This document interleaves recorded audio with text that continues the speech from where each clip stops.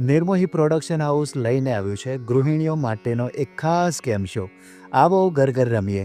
હું અંકિત ચૌધરી શિવ આપનું સ્વાગત કરું છું.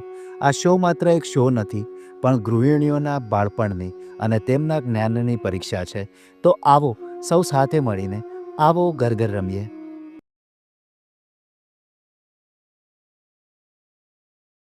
તો આરતી રામાણી, તમારો પહેલો શબ્દ છે દેડકો.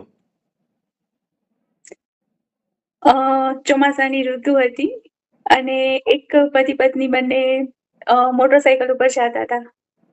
તો પત્ની હતી પાછળ બેઠી બેઠી કચ કચ કચ કચ કચ કચ કરતી હતી. તો ત્યારે પતિને મનમાં એમ બોલ્યો કે નાનપણમાં મેં સાંભળ્યું હતું કે આપણે દેડકાને પથ્થર મારીએ ને તો ઘરવાળી મૂંગી મળે એમ. કાગડો. તો કાગડો નહીં, દેડકો. મેં દેડકાનું સાંભળ્યું છે. દેડકાને પથ્થર મારે ને તો ઘરવાળી મૂંગી મળે. તમને શબ્દ આપ્યો છે કાગડો. મેં કેમ પથ્થર ન માર્યો? તો કે જ્યાં હું પથ્થર મારવા ગયા તે ઉપરથી કાગડો આવીને દેડકાને ઉપાડી ગયો. માળો. હા, પછી તો ઘરવાળીએ પૂછ્યું કે તમે તો ત્યાં જ હતા, તો તમે જોયું પછી કાગડો દેડકાને લઈને ક્યાં ગયો? તો કે હા, મેં જોયું. કાગડો એના માળા પાસે જતો રહ્યો દેડકાને લઈને. ભમરો. હા, પછી કાગડો હતો એ દેડકાને ટૂંકમાં પોતાનો ખોરાકની જેમ ખોરાક તરીકે ઉપયોગ કરવાનું શરૂ કર્યું. ત્યાં અચાનક ક્યાંકથી એક ભમરો ઉડીને આવ્યો અને એના કાન પાસે ભમરાવા માંડ્યો. તો કાગડો હતો એને અચાનક થવા માંડ્યો, અવાજ આવવા માંડ્યો. તેને દેડકાને ફરજે છૂટો પડ્યો. કીડી. હા, પછી જયારે કાગડાએ દેડકાને છોડી દીધો તો ઉપરથી બિચારો પડતો પડતો નીચે આવ્યો. તો ત્યાં એને જોયું તો લાલ કીડીનું આખું દર હતું. એ બિચારો સીધો એમાં પડ્યો, એટલે ઉલમાંથી સીધો ચૂલમાં પડ્યો. હાથી. સોરી, હાથી. એલિફન્ટ. ઓકે.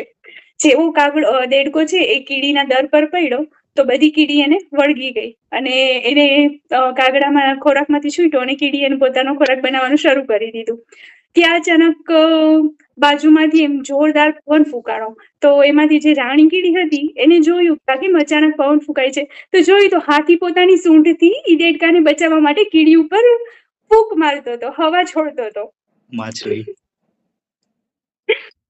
પછી જયારે હાથીએ એ છોડી હવા તો કીડી છે દેડકા ઉપરથી છૂટી થવા માંડી અને ઉડીને બાજુમાં તળાવ હતું તો સીધી ઉડીને એમાં પડી. તો ત્યાં માછલી હતી તો માછલીને પોતાનો ખોરાક મળી ગયો. વાવ, વેરી નાઇસ. Well done. તમે દરેક શબ્દનો ખૂબ સારી રીતે ઉપયોગ કર્યો છે. હવે ઉમાબેન, તમારો વારો છે. તો તમારો શબ્દ છે ઘોડો. તો ઘોડો તો એક તો આપણે સૌથી જે એને કહેવાય ને કે સ્પીડ રેસ માટે વપરાય છે. એમ મતલબ સૌથી ફાસ્ટ દોડવા વાળો ઘોડો. તો એમ એક દિવસ અમે ગયા હતા ફરવા, તો ઘોડે સવારી કરી. તો બીજા આમ જયારે રેસમાં લાગેલા હોય ત્યારે આપણને એમ થાય કે આપણે બી ક્યારેક ઘોડે સવારી કરીએ તો કેટલી મજા આવે. પણ જયારે એકચ્યુઅલમાં આપણે ઘોડા પર બેસીએ ને ત્યારે બહુ એ થાય કે બીક લાગે કે આમ હમણાં સ્પીડ પકડીને દોડવા લાગશે તો આપણે એને કંટ્રોલ કેમ કરીશું. મદારી. તો મદારી બી સેમ એ છે કે જે રીતે આપણે ઘોડાને કંટ્રોલ કરતા હોઈએ એની દોરી પકડીને, એ રીતે મદારી સાપને કંટ્રોલ કરતો હોય છે એની બીન વડે બજાવીને. તો જે રીતે એની બીન વાગે એમ સાપ એની ધૂન ઉપર નાચવા લાગે છે. તો જે રીતે આપણા આરતી. હા, આરતી. હા, તો એક આરતી નામની એક છોકરી હતી. હા, તો એ જે રીતે મદારી સાપને કંટ્રોલ કરે છે અને ઘોડેસવાર ઘોડાને કંટ્રોલ કરે છે, એમ આરતી નામની એક છોકરી એના પતિને કંટ્રોલ કરતી હતી. ઉંદર. મીન્સ એની જે રૂટીન હોય એને કઈ રીતે એનો ફોલો કરવું, એ બધું રૂલ્સ ને હા ને તે એ બધું એને આરતી એના પતિનું પોતાનું શેડ્યુલ આખું એના કંટ્રોલમાં રાખવા માંગતી હતી. ઉંદર. તો એક દિવસ આરતી કિચનમાં કામ કરતી હતી તો ક્યાંકથી ઉંદર આવી ગયો. તો નોર્મલી એ હોય કે એનો પતિ જે આરતી કે એમ જ કરે એવું આરતી ઈચ્છતી હોય, પણ ઉંદર આવી ગયો. હવે આરતીને હેલ્પ જોઈતી હતી એના પતિની, તો એના પતિએ બિલકુલ ના પાડી દીધી કે ભાઈ હંમેશા તો તું તારું ચલાવે છે, તો ગમે તેમ ડોસી કરીને ઉંદરને તું ભગાય. ડોસી તો આરતીએ પછી તુક્કો લગાવીને ગમે તેમ કરીને પછી ઉંદરને ભગાયો બહાર. તો એ સીધો એક બાર ડોસી ચાલે જતા હતા, તો એમની જોડેથી પસાર થઈ અને ભાગ્યો. માળો. માળો હવે ડોસી માને માળામાં ના બેસાડી દેતા. અ, માળો તો પણ ઉપર જ હોય, નીચે કઈ રીતે લાવે? હા, તો ઉંદર ભાગતો હતો અને ડોસી જોડેથી ભાગીને ગયો તો ડોસીમાં થોડા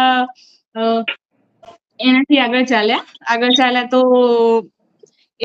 કોઈ બી મતલબ ઘર ઉપર માળો હોય અને આપણે નહીં ગમતું ને અમુક ને કે અહીંયા બચ્ચા માળા, કોઈ બી કબૂતર કે આવીને માળો મૂકે તો આપણે એને નીચે નાખી દેતા હોય છે. એ રીતે ડોસીએ જોયું કે એક માળો આવી રીતે કોઈ આવીને નાખી દીધેલો છે અને એમાં નાના નાના ઈંડા પડ્યા છે.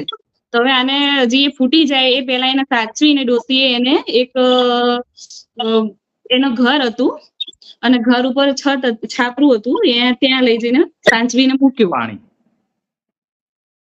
અને રોજ એ માળા પાસે એની કબૂતર હતું, કબૂતરનો માળો હતો. તો કબૂતરના પાણી પીવા માટે પછી ડોસી એક ચકલાના પાણી પીવા માટે જે આવે છે ને પરબ, એ પાણીનું એ લગાવી દીધું પાણી પીવા માટે ડોસીએ. તો જ્યાં સુધી બચ્ચા બહાર આવે, થોડા મોટા થાય, એમની રીતે ઉડવા તૈયાર થાય, તો ત્યાં સુધી ડોસીએ મનથી નક્કી કર્યું કે હું આ કબૂતરને સાચવીશ, કબૂતર ને કબૂતરીને. ઓકે ઓકે ઓકે, ખૂબ સરસ. Thank you. બધા શબ્દોનો સારી રીતે ઉપયોગ કર્યો, પણ 3 શબ્દોમાં બધાને કંટ્રોલ કરાયા છે. એ બેઝિક છે. નોર્મલી બધી લેડીઝો કંટ્રોલ કરવા માંગતી હોય છે, થતા નહીં કંટ્રોલ. થોડા કોન્ફિડન્ટ રહો તો રમવાની મજા આવશે. આપણું રાષ્ટ્રગીત કયું છે? બોલો અમાબેન. જણ ગણ મન. એ રાષ્ટ્રીય ગાન છે. રાષ્ટ્રીય ગીત વંદે માતરમ. વંદે માતરમ. હોળીના દિવસે કોનું દહન કરવામાં આવે છે? બોલો ઉમાબેન. હોલિકા. Very nice. એક વર્ષમાં કેટલી વખત 30 તારીખ આવે છે? એક વર્ષમાં કેટલી વખત 30 તારીખ આવે છે? બોલો Umaben. Very nice. Right. Bhagavad ગીતામાં કેટલા અધ્યાય છે? બોલો ઉમાબેન. 18. Very nice. જનકનંદની તરીકે કોણ ઓળખાય છે? તમે આરતીબેન હાથ ઉપર કરો છો કે નથી કરતા? કરવા જાઉં નું થઈ જાય છે એટલે પછી હું નથી કરતી. બોલો બોલો ઉમાબેન. સીતા. Very nice. સીતા. તો આરતીબેન તમે આ રાઉન્ડમાં એક પણ પ્રશ્નનો જવાબ નથી આપ્યો. ઉમાબેન તમે 5 પ્રશ્નોના જવાબ આપ્યા, એમાંથી એક પ્રશ્ન ખોટો પડ્યો. ઠીક છે.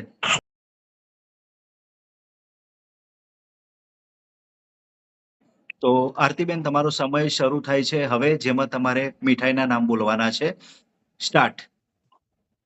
રબડી, ગોળપાપડી, સૂતરફેણી, સુખડી, જલેબી, મોહનથાળ, ગુલાબજાંબુ, રસગુલ્લા, સોનપાપડી, હલવો,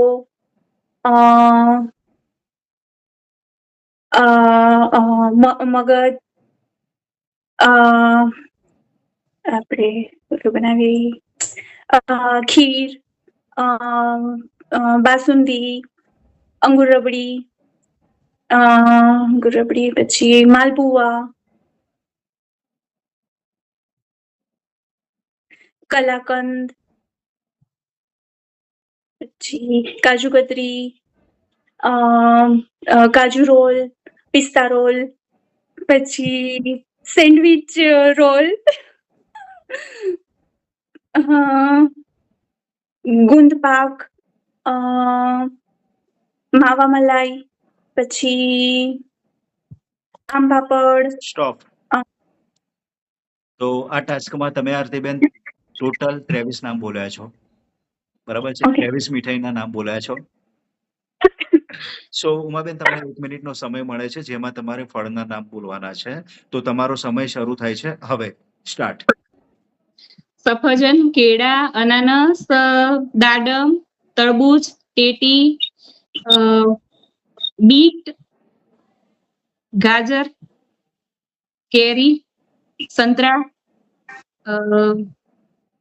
બાબુ પોચા આવે ને એ, રસમલાઈ, પછી દ્રાક્ષ, પછી